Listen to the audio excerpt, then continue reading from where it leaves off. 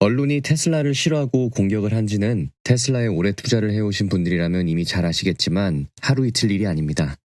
심지어 최근 월스트리트저널이라는 미국의 메이저급 언론이 일론 머스크가 상습 약물 복용을 했다는 근거 없는 루머성 기사를 내기까지 하고, 또 그 바로 전에는 다양한 언론들이 테슬라가 옵티머스 젠2를 공개하자마자 공장에서 로봇이 사람을 벽에 꽂고 마구 찔렀다며 3년 전에 공장에서 있었던 재해를 가지고 옵티머스가 그런 것처럼 기사를 보도했습니다.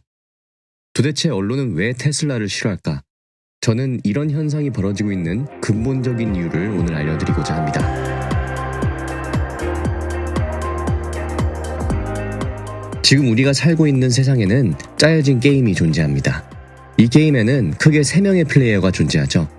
저널리스트라고 불리는 클릭을 유도해 돈을 벌려는 집단, 즉 미디어가 있고, 이 미디어를 이용하여 이익을 내려는 회사가 있으며, 그 미디어가 내는 컨텐츠를 소비하는 대중이 있습니다. 소위 짜여진 게임에는 크게 5가지 과정이 있는데요.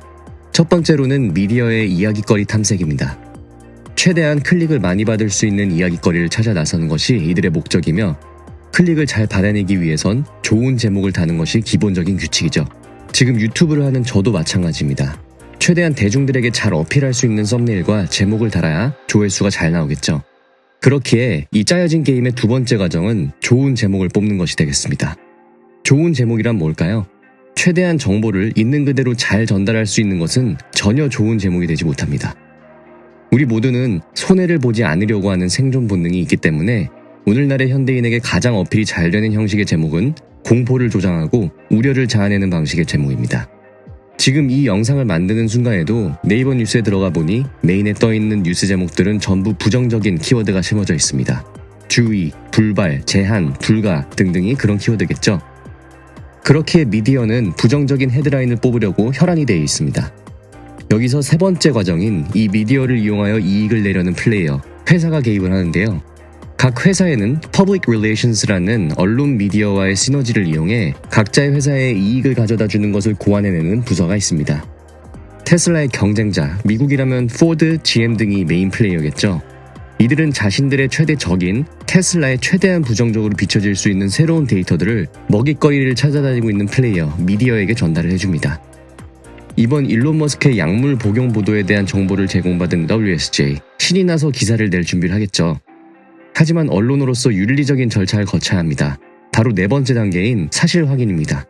이때 WSJ는 테슬라 측의 PR팀에게 사실관계 확인 요청을 할 것입니다. 하지만 테슬라에는 PR팀이 없죠. 사실관계 확인 요청에 침묵을 하고 있으니 곧장 이 게임의 마지막인 5번째 스텝으로 직행하게 되는 것이 가능해집니다. 바로 해당 의혹 기사를 출간하게 되는 것입니다. 이것이 바로 언론이 계속해서 테슬라를 공격하는 아주 근본적인 이유로 분석되는데요. 테슬라는 PR팀이 없어서 잘못된 정보에 전혀 대응을 하고 있지 않으니 이런 현상이 계속 반복될 수밖에 없겠죠. 여기서 이미 눈치채신 분들이 계시겠지만 이 짜여진 게임의 승자는 결국 미디어와 더 친분이 있는 진영, PR팀의 자본을 더 투입할 마음이 있는 진영이 승리를 하게 되는 아주 오랫동안 우리 역사에 자리 잡고 있는 하나의 틀입니다. 하지만 일론 머스크의 테슬라는 지독하리라니만큼 PR팀에 대해 전혀 신경을 쓰지 않고 있습니다. 그건 바로 일론이 조작된 이 판에 놀아나지 않기로 작정을 했기 때문입니다. 일론 머스크가 X를 그렇게 많은 돈을 주고 매수를 해버린 것에 있어선 이유가 있습니다. 바로 이 판 자체를 새로 짜려고 하기 때문이었다고 생각하는데요. 출처에 직접적인 접근을 할 수 있는 플랫폼인 트위터, 바로 진실에 가장 근접한 방식인 시민 저널리즘입니다. 사건이 발생하면 해당 사건에 대한 영상을 바로 올리고 해당 포스팅이 공유되며 모두에게 전파되는 가장 빠르고 정확한 방식의 실시간적인 보도가 가능한 생태계가 바로 전 트위터, X인 것이죠. 자, 이 X를 기반으로 아예 새로운 플랫폼을 짜기 위해선 필수 요건이 필요한데요. 바로 이 게임에서의 마지막 플레이어이자 가장 중요한 플레이어, 바로 대중입니다. 대중이 있는 곳이 새로운 플랫폼이고 이 대중을 움직일 수 있어야 이 판을 뒤엎어버릴 수가 있습니다. 그렇기에 일론 머스크는 모든 업무를 X에서 할 수 있게끔 서비스를 발전시키고 있는 중에 있는 것이죠. 그가 새로운 판을 짜기 위해 도입하려고 하는 시스템들은 금융 서비스는 물론 최근엔 챗봇 기능까지 탑재시키기 위해 그록을 발표했으며 각 회사 프로필엔 구인구직을 할 수 있는 링크드인의 기능을 넣으려는 움직임을 보이고 있습니다. 과연 일론 머스크는 X를 이용해 지난 몇십 년간 계속되고 있는 언론과 회사와 대중들이 참여하고 있는 이 짜여진 게임의 판을 깨버리고 아예 새로운 판을 만들 수 있을까요? 저는 당연히 가능하다고 봅니다.